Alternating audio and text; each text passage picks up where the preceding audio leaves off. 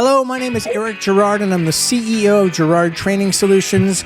My focus is all about helping new managers transform from being great individual contributors to outstanding people managers. And with me today is Brian Nelson Palmer.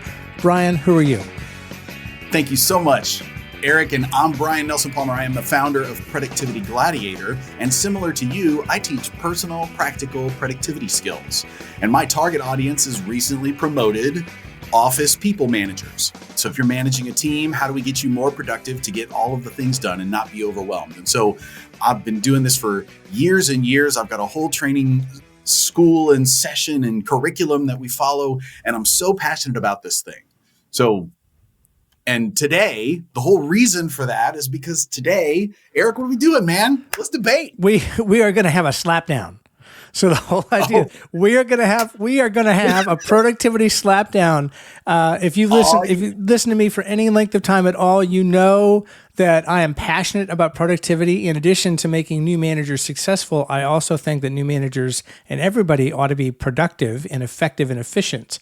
So I have strong opinions about certain things like calendaring and so on.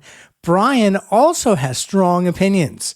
And so we are going to surface those strong opinions in a duel, and we will have this conversation, and we will see what you think in the comments and in the forums that we post these sessions in.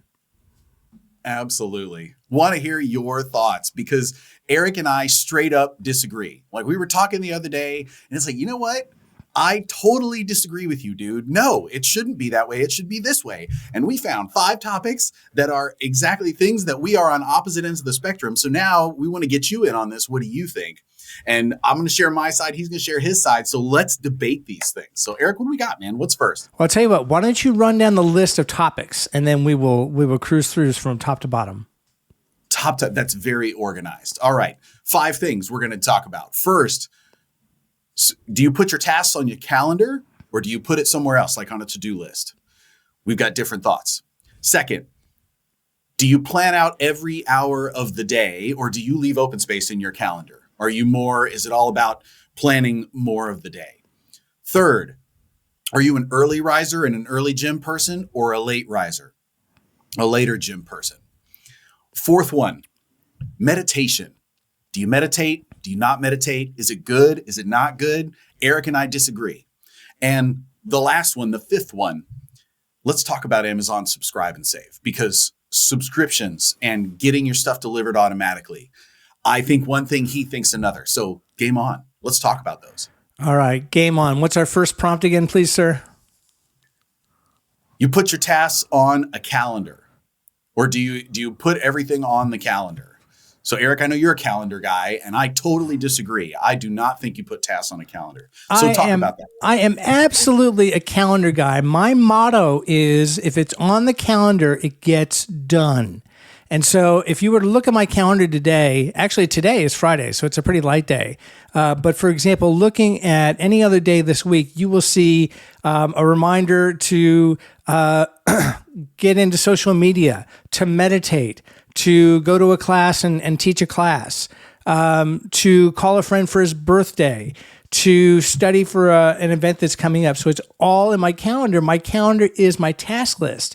That doesn't mean that it's incredibly rigid, though. So, in case you think that my life is like a military marching band, it's not like that.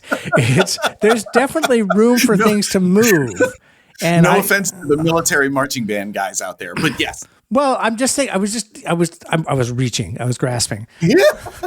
Uh-huh. But I'm just trying to think of something that was really, really strictly organized. And military and marching bands are very strictly organized. So anyway, if something's got to move, something can move. But otherwise, at the end of the day, I'm done with that task list. I've accomplished everything there. And that means that at the end of the day, at 5:00, I can switch gears, go upstairs to my family and hang out and not worry about work. Brian, what do you think? Nice. I totally disagree. Eric, I think you do not put your tasks on your calendar. Here's what I think. I think you're wrong. I think you're wrong. I already think you're wrong. You haven't even started speaking, and I'm telling you you're wrong. I think your tasks go on a to-do list, and your calendar is for where you need to be. So I teach The calendar is where you put the places you need to be, like physically, virtually. Your presence is required at this location. Could be virtual, could be this team meeting or whatever it is. Where you need to be is your calendar, and what you need to do is your to-do list. And here's why I think that. Because like I started out as a calendar guy like you, and I know where it came from. If you think back, I don't know for you, Eric, for me, elementary school, I had a day planner. And so they give you that little agenda day planner thing when you're in elementary school, and you write down your tasks and your to-dos and your assignments, and it's a little calendar thing. But then there's never really a course that talks about what happens when things get more, bigger. There's not really a process for that. So when I started my work career, I was still in that mode. And there's 3 issues with that. First one, what happens if there's not a date for the item that you have to do? So Eric, I'm going to ask you these 3 questions because I have 3 issues with putting tasks on a calendar. So the first one is, first issue, what happens if there's not a date for the item? For me, in the to-do list, I have a someday maybe or a waiting follow-up list where if I have to come back to it, it goes to waiting follow-up. If it's something that I don't want to lose track of, but there's not a date associated with when it comes back. Someday, maybe I'll get back to it. Then it goes on that list. So I have my 3 to-do lists, and I'm either doing it or waiting to do it or someday maybe. And so that's what works. But for you, if you're putting it on a calendar, what happens if there's not a date or a time for that thing? There is always a date. There's always a day and a time for a thing to get done. Okay. Everything has its place. And so, for example, there's a note here where I need to update my referral partners in my CRM. That's not an urgent task, but it's on the calendar to take care of, and it's going to get done. Whereas if I had it on a to-do list to do someday would never come for me. It would just never come. I'm ADD enough that it just wouldn't happen. And so having it on the calendar is like, oh, I need to do this thing. I get it done. It's checked off the list, and I move on.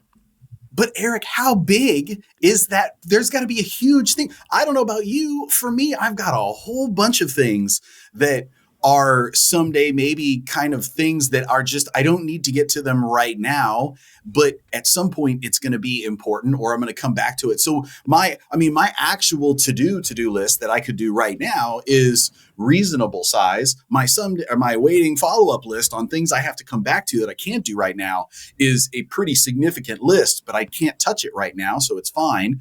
And my someday maybe list is also pretty reasonable size. So like, I don't know that it seems to me like you would have just a whole bunch of stuff on your calendar that's a big maybe. You know, I think what's happening here is we're coming at this from 2 completely different paradigms. All right. So, my paradigm is a place for everything and everything in its place, including tasks. So I've become a master at guessing how long something will take. So for example, this whole idea where I'm going to update the referral partners on my CRM, that's going to take me half an hour. It's only half an hour. So I walk through life going, how long will this thing really take me? Is it really going to take me a whole lot of time? Or for example, distilling water for my CPAP. How long is that actually going to take? It's going to take me 3 minutes to set up the distiller. It's no big deal. I can take care of it at any time and it gets done. Because often I build these things up in my head of, oh, geez, I have to do this and then I have to do that and blah, blah, blah, blah, blah, blah. When I actually map it onto a calendar, it's like, oh, this is only going to take me 15 minutes. I can knock that out any time. And if it's a someday maybe thing, it just goes later in the month. It gets handled later on after the more urgent things get handled closer in.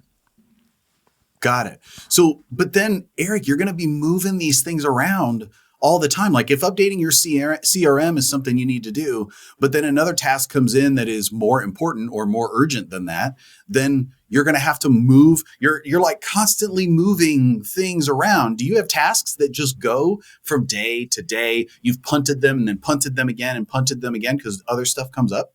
No, actually, that doesn't happen. And the system has flexibility in it. So if something's got to move, it moves. It's not like it's locked in stone. Right. But, if it's on the calendar, it gets done and other things get moved in around it. And then if there is a time sensitive thing or an important meeting, then I move the someday maybe thing. I just move it out of the way and make room. Yeah. And so people will often come to me and I use Calendly to set up meetings because I'm an external, right? So I'll give people my Calendly link and I usually send out my 25-minute link, something I learned from you. So I do the 25-minute link, I send it out. folks say, hey, you're not available until May. Could we do something about that? And I'm like, oh yeah, sure. Let me move something out of the way and I'll make room for you. So there's flexibility, as well. Right. If I don't like the person, then no, I'm sorry. You got to wait till May. Yeah. It's like your own door guy. It's like, oh no, there's no time on my calendar. Sorry. Yeah. Okay.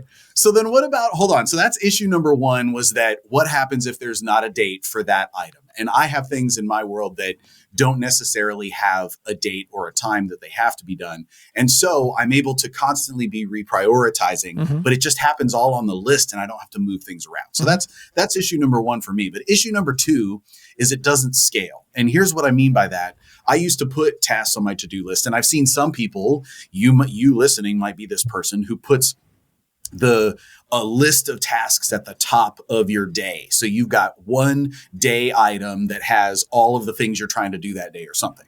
And I tried that for a little while too. And the problem was that doesn't scale, meaning if I get more and more to-do lists, more things on my to-do list, or that list gets pretty long, then it starts to cover up the rest of your calendar. And so there's actually it happened to me where I missed a morning meeting. I had like an 8:30 meeting with my boss's boss way back in the beginning of my career. And I missed that meeting because my to-do list was so long that it had covered up the 8:30 time slot on my calendar. And I totally missed that meeting and I got in trouble for it. And I realized, I can't this whole putting tasks on the calendar isn't going to work because the calendar needs to be where I need to be, like meeting with my boss. So I had to get those things off of there. So I don't know. What do you think about that? Because the scaling thing is it doesn't scale. There's only what happens when the list gets too long? I haven't had issues with it. At this point in my career, I'm a CEO. I run my own business. I actually run 3 businesses. And the color coding system I've got for the different calendars and the ability to guess how long something's going to take. So, rather than saying that a thing is going to take me 2 hours, it's like, no, that'll take me 15 minutes. It seems to work out okay. I haven't had an issue. Yeah. But again, I think it might be a paradigm thing. It might be, where, what qualifies as a to-do item on your list may not qualify for mine. Right. That seems like a whole nother. Well, I'm going to leave that alone because we can debate that too. But here was my third one that I wanted to ask you about, Eric. This is lose track of things. So what happens is there was one day, and I lost track of a few tasks and got in trouble at work for them. And what happened is I had them on my calendar for a certain date, and then I was unexpectedly sick and I did not get on. It was like a Thursday, and I ended up being unexpectedly sick on the Friday. And when I came in on Monday, the day started off immediately, and I did not have the chance to go back and move the things from Friday that were left over onto Monday. So now my day was overloaded. I missed those items, and I ended up losing track of a couple of things that my supervisor was counting on me for. So I ended up missing those items because I didn't move them. And so for me, that was sort of the nail in the coffin for me okay, I'm going to become a to-do list guy, because if it's on the to-do list, I never have to move it. It's there. It's always there. The only thing I have to do is know what order I need to do all these things in and start at the top and work your way down. But what about losing track of things? I don't lose track of things because I'm constantly in my calendar. So, I'm constantly checking up to make sure that I haven't missed anything, that something hasn't gotten past me. And then at the end of the day and the end of the week, I go through and look ahead in my calendar. And if I was out or something happened during the previous day, I'll look back and say, oh, okay, that thing that I was supposed to do Thursday, I didn't get to it. So I'll move it over to Monday morning and I'll take care of it then. So it's just drag, drop, put it where it belongs, and we're all back. So I very rarely drop things because, my calendar is my Bible. And so I'm in it all the time. And sometimes, during downtime with the family, we're sitting on the couch hanging out. I'm in my calendar, just double checking, making sure that I know what's happening for the week coming up. And that sets me at ease. So 5 or 10 minutes on the couch with the family, they're reading, I've been scrolling the New York Times or something. I take a few minutes, check the calendar, make sure everything's up to date, and then I can put the phone down and hang out with my family and relax. Yeah. So I know that you and I could probably continue to debate this. So we shouldn't debate this for too long. We want to hear what you listening and watching are thinking about this. But what I can say is that we are on totally separate sides of the fence here, because I think It seems like everything goes in the calendar. And I do agree that if there is time on the calendar, if you set aside time, it will get done. So I totally agree with you there. However, for me, calendar is where you need to be. Task is where you need to do what you need to do. And it's a totally separate thing. So this is just a fascinating discussion because ultimately it's all about getting stuff done. But man, two very separate systems. Absolutely. And I will say, pounding on the table, I will say, you're wrong. You're wrong. I totally disagree, Eric. No, man, it doesn't scale. I have problems with it, but you're allowed. It's okay. This is here's the beauty of the world in our country today is that you don't have to agree. Yeah, this is not an autocracy. This space is a democracy, and you're allowed to dissent. It's okay. Right. So I would never vote for his system. He wouldn't vote for my system, and we still both get stuff done. So it's an amazing thing. Yes. Moving on. Item number 2. Do you plan out every hour of the day or do you leave open space? In the last discussion, Eric, you talked about, it sounds like you have a lot of your day planned. You said it's flexible and there's still a little time, but like you said, the first time available is May in your Calendly link. So okay, so I don't plan out every hour of every day and we're on different sides of the fence. So you go first. What's this about? So planning, being so planned. Talked about that. Yeah, so I literally block out time for lunch and dinner so that people can't book meetings when I need to eat. I've got a stomach clock that goes off at noon and 6, and if you haven't fed me by then, there's going to be a problem. So there is lunchtime, there is dinner time, and then otherwise I book time for everything. So meetings where I need to be, people I need to meet, and things I need to get done all wind up in the calendar. And there is white space, and there is time to to get up and walk around and do things. But at the end of the day, here's when my method pays off. At the end of the day, my time is mine. So I block off dinner at 6 p.m. so nobody blocks me when I want to be with my family. And then after 6 p.m., like for example, there's a calendar item here to call my friend Dan. So that's personal stuff. So sometimes if I want to make sure I remember to call somebody or do something personally, it also winds up in the calendar, but that's my time. So it gets done, and there's plenty of time to just chill out with the fam and read or watch TV or go for a walk or whatever. So Eric, you're looking at let's put some perspective on this. You're looking at the screen right now. How much, if you were to add up the amount of white space on your calendar right now for the day, what for your awake hours, basically, what are we talking about? How much is there? For today? Yeah. Today's Friday. Fridays are no meeting days for me. Okay. So this is pretty light. Let's go to like a Monday through Thursday, like a normal sort of work kind of day. What are we talking about? Okay. Look at something that's fairly typical. Okay. So looking at Monday the 23rd, there's an hour and a half, there's a half hour, there's 15 minutes. And then at 3:00, I'm going to work out. That's me time. Then I come back and there's room for work, and then there's dinner, and then there's nothing. So there's still plenty of time to do stuff and to be relaxed and unstructured. Got it. So most of the rest of the day is you kind of know what you're doing next and next and next, going for most of the day, and there's a little bit of white space in there to flex. Yeah. Maybe it sounds like a couple hours, 2 to 3 hours of wiggle. Yeah. Now here's the thing. If I was working in corporate, this may not work so well. I used to do this in corporate as well, and I used to get flack from my manager because I would block off time to work on projects. Like my boss would assign me a project, and I would say, okay, that project is due in 2 weeks. I better block off 2 hours a day to get it done. Yeah. I would block off the 2 hours a day. I would have my time set aside so I could get it done. Yeah. And then my boss would say, I need you in a meeting at that time. So then my boss would sabotage my system. So that didn't work all the time in corporate. But remember, I'm my own boss. My bosses now are my clients. And I can accommodate and make room for client meetings. It's no problem. Yeah. See, for me, I'm on the other end of the spectrum here, Eric, which is if I don't have, it's where I need to be, right? So there is lots of time during my day where there's nowhere I need to be.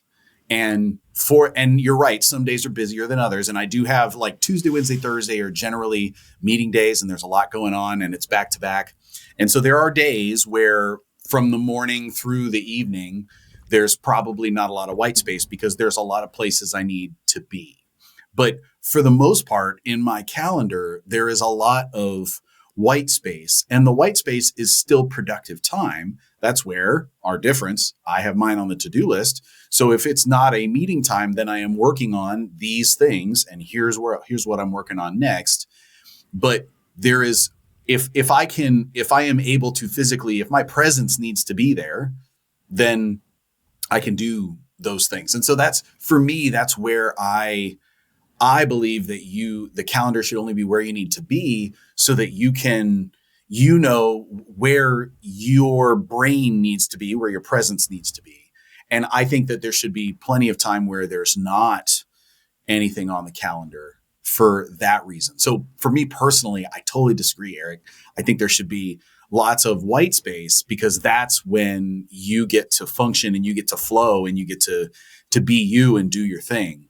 So I don't know. I struggle with that one. I think we're on a different page here. Yeah, this is very much related to the first thing we talked about. So I don't think we're going to solve this, but I would be interested to hear what our listeners think about this whole idea of to calendar or not to calendar. Yes. So please weigh in in the comments. Let us know what you think. Yes. Is Brian crazy or am I crazy? I really want to know. Because I feel like I think Eric's crazy. Eric thinks I'm crazy. So what do you think? That's fun. Let's see. Let's see what we got. Well, at least we've got the same haircut. There is that. Your taste in barbers is on point, Eric. I like it. And if you're listening, we're both bald. So, there's that.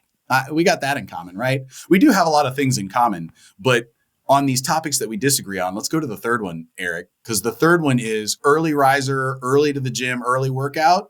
Or late riser, later gym. Talk about that because I think you're an early and I'm a late person. So what do you got? Okay, I'm a hybrid. So okay. I'm an early riser. So on a typical morning, I'm up at 5:30. I take my time in the morning. I make myself breakfast. I meditate, which we'll get to, and then I come in and I go and do outreach and networking and all the building the business stuff. So that's the first thing that's blocked out of my calendar is 2 hours. Wait. What time did you say? You start at 5:30? You said? I'm up at 5:30 at my desk at 7. Okay. Yeah, got it. And before, that means you did the workout and the meditation and stuff before too? No. So I get up and meditate. According to the calendar, Brian, I meditate at 6:45. Yes. Tell us the breakdown, Eric. What do you got? Yes. At 6:45, I meditate. And then I come and get the outreach and the networking done. And then the rest of the day is tasks and what have you. And then because I'm up so early and because my energy naturally drops off in the afternoon, at 3:00, I carve out 2 hours to go to the gym and work out. And then recharged, I either come back and do something personal or I may duck back into the office for another hour and do a little bit more work. Yeah. All right, bring it. Come on, let's go. I was going to say, for me, I am not an early person, meaning I like to get up later. So point of reference, I'm a group fitness instructor. I teach an 8 a.m. class. 8 a.m. is the earliest that I want to be working out. And I wake up just in enough time to get to the gym to teach the 8 a.m. class. That's my sort of my way of doing it. And if it were up to me, my work schedule doesn't allow it right now, but my sweet spot, I love the middle of the day workout. I love a noon workout because then you got your morning, and then you go to the gym, you work out, you got that, you got the exercise, you get totally breathless. You get like that wonderful feeling of, I'm physically exhausted. It resets everything. You take a shower, you sit back down, and then you work the afternoon, and it's like restarting your day. So I love noon workouts. I tolerate 8 a.m. workouts, and I will not work out before 8 a.m. 7:30 would be like the earliest that I would ever dream about doing a class or something like that. And I don't work out after work because then that interferes with my family time and my social time. And there's like that doesn't work. So I can't do after work. So I am a late riser. But also one other point on that, Eric, is that I am some of my creativity and my life functions a little bit later. So in order to get up that early, you'd have to go to bed early because sleep is important. So whichever camp you're in, you got to get your sleep, your 7 hours, your 8 hours. So you can't just be both. You have to pick one or the other in order to really get your sleep too. And so for me, there's some social stuff and some evening stuff, and some of my creativity happens later, just naturally. So I would rather stay up till 10, 11, and then get up at 7, 6:37, rather than the opposite. But I don't know. What do you think? No. No. So I'm up at 5:30, 6 o'clock. I do the whole breakfast thing. I'm at my desk at 7. The workout happens at 3 because I am brain dead by the afternoon, and so I go do something that doesn't require a lot of thought. That energizes me enough to do something else in the afternoon, and then I am also an early to bed person. So to me, a late night is 9:30. So I'm usually in bed at 9. Wow. Yeah. And so again, using the CPAP analogy, my CPAP usually tells me that I'm sleeping 8 hours, 9 hours a night. Right. So yeah, I mean, I'm 54. I'm middle aged. This is what happens to you folks. Yeah. I'm sorry. This is it. I'm in my 40s, so I'm not quite there yet. But at the same time, like, man, I don't know, Eric. I feel like you got kids. Your kids do not go to. Are they doing that thing where they're like sitting on the couch and they're like, oh, Dad's going to bed, and then they're still up doing their thing? They stay up a little bit after us, but I hear them thumping around and goofing off, and they're usually in bed by 9:30. So it's not that they're going to bed really late. I have no idea if they're awake in their room, reading or something. Okay. But they are out of the living room usually by 9:30 or so. Got it. And is it that way on the weekends too for you guys? Yeah, pretty much. Because we're up and about doing stuff. But we usually sleep in on weekends, unless I'm teaching scuba, in which case I'm up at 5:30 again. Right. Yeah. Yeah.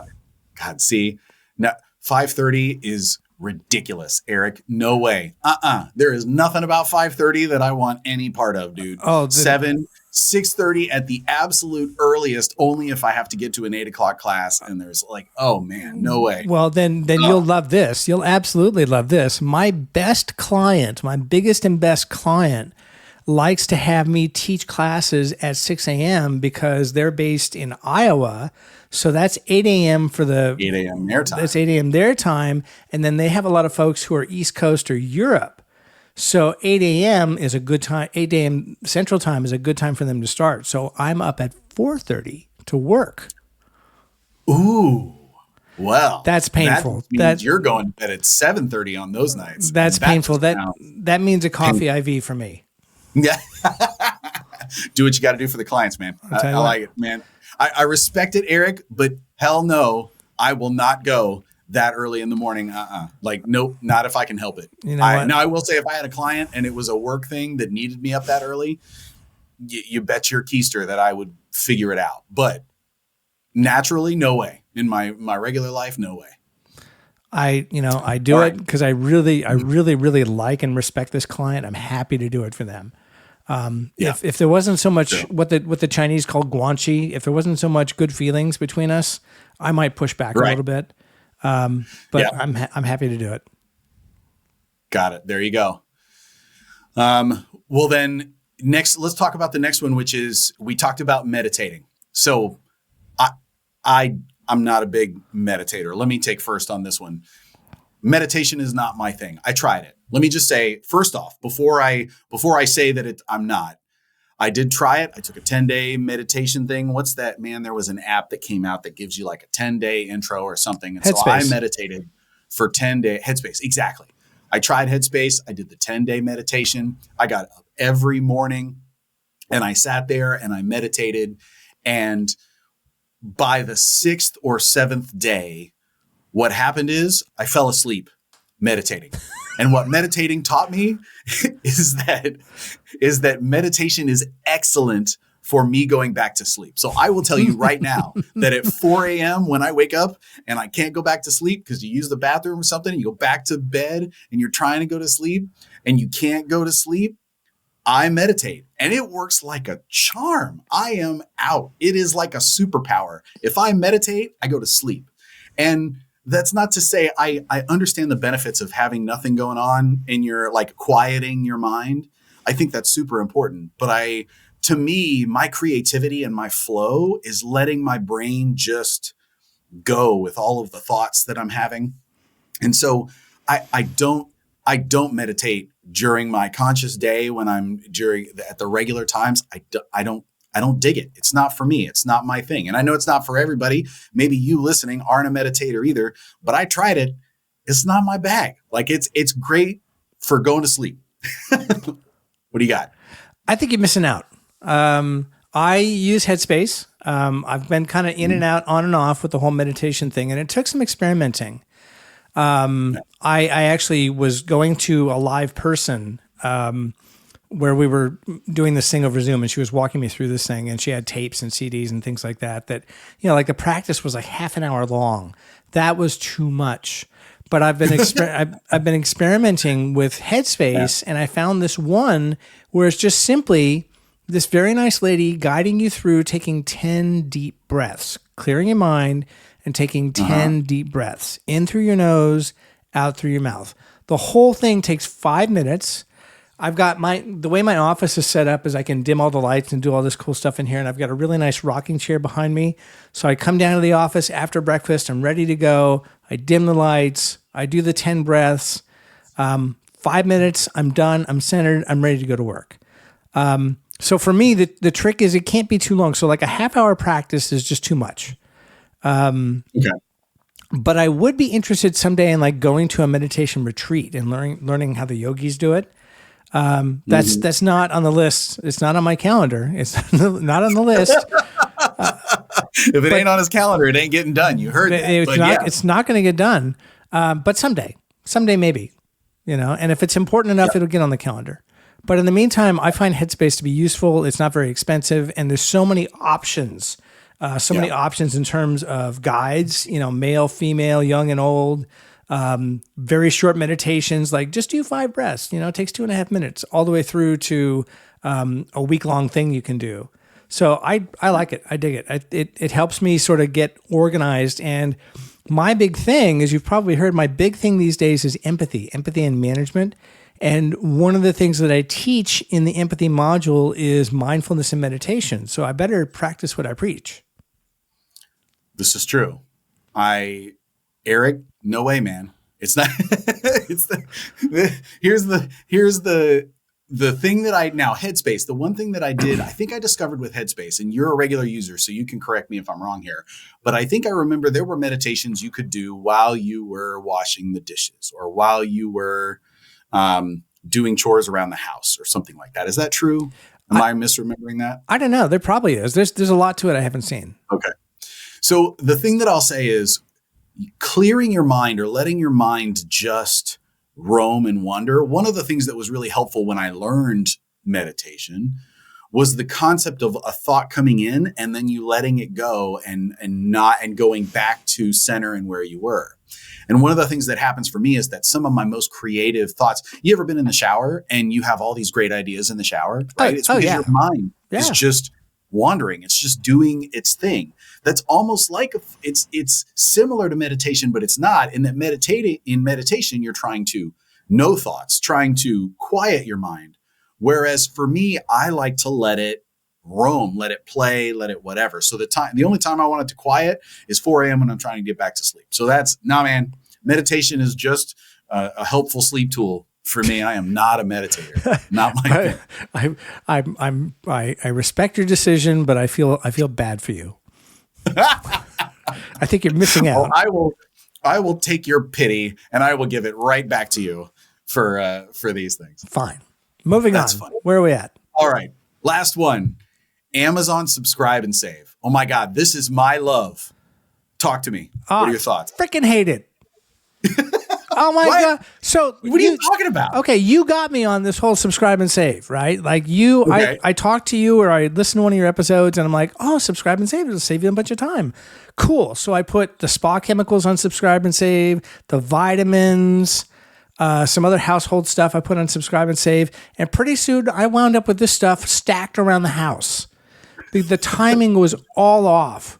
So I've got cleaning products that are 6 months old that I haven't gotten to yet because the subscribe and save timing was wrong. So I find that I'm intelligent enough to order my own stuff when I need it, and Amazon is fast enough to get it to me when it needs to be there. So when the spa shock needs to be refilled, I just order it when I need it. It's very limited. It's not that I don't use it, but I don't use it for everything because my perception is that you are like a devotee of this stuff and like do it for everything. So let's hear your side. Eric, I want you to subscribe and save everything that you can. Everything that is practical. So let me qualify that statement by saying, hey, Brian. Yeah. No. I'm telling you, if you're listening, I want you to try it if you haven't tried it already, because I did not understand the magic of subscribe and save. So by the way, let's explain if you're listening and you don't know what this is. Subscribe and save is a program in Amazon where you can go on Amazon and you can subscribe to a product. And what that means is the product you can put it on whatever interval you want and the product will show up at that interval. So perfect example of this would be vitamins. I take my vitamin one a day. Every day, there are 120 pills in that bottle, which is exactly 4 months. So I know that about 2 or 3 weeks before the 4-month mark, I'm going to be ready for another one of those pill boxes, another one of those containers of vitamins. So I have it on a subscription where it shows up every 4 months so that it's ready to go and I never have to think about it. I don't have to reorder it. So the two reasons that I don't want you to listen to Eric and I want you to try subscribe and save is because you don't have to think about it. And the amount of stuff that you have to think about all the time is astronomical. So if you can subscribe to things that are very regular, I don't subscribe to everything. Like I don't subscribe to toothpaste because I haven't been able to figure out that interval. I don't subscribe to deodorant because I don't know the interval. I don't subscribe to some of the food things. But let me tell you the things that I do subscribe to that have been a game changer. Every single one of the pet things. We have a cat. And every one of the pet products is on a subscription because it's used the same interval like clockwork. They eat the same amount of food, the same amount of waste, the same amount of litter, change the litter, same. So it's to the point, like that's one. Or another one would be batteries for your smoke detectors in your house. Well, I hope you know that you should change those every 6 months or a year or whatever the interval is for your smoke detectors. So what I love about this is if you subscribe to it, then when the batteries show up, you don't even have to think about it. You don't have to remember that a year ago I changed it and it needs to be August. You don't put it on your calendar like Eric probably does. Absolutely. Are you kidding? That's absolutely on the calendar. No, I don't even want it to be a calendar thing. I want it to show up at my door and I'm like, oh, that's right. It's been a year already. Okay, let me change these batteries. And they're right there ready for you to change the batteries. So no, Eric, I think you should subscribe to the things that you can that are regular so that you don't have to think about it either. It just shows up when you need it. It is magic. And you get 5 to 15% off. If you subscribe to as much as I do, you get 15% off all this stuff. So you save money and you don't have to think about it. What's not to love? Come on, Eric. I'll tell you what's not to love. Clutter. I hate clutter. I hate having too much stuff around the house. Every month, like clockwork, I take a trunkload of stuff to Goodwill because we go through the house and clean up all the clutter and we give it away to somebody who needs it. Okay. Yeah. So subscribe and save. All right.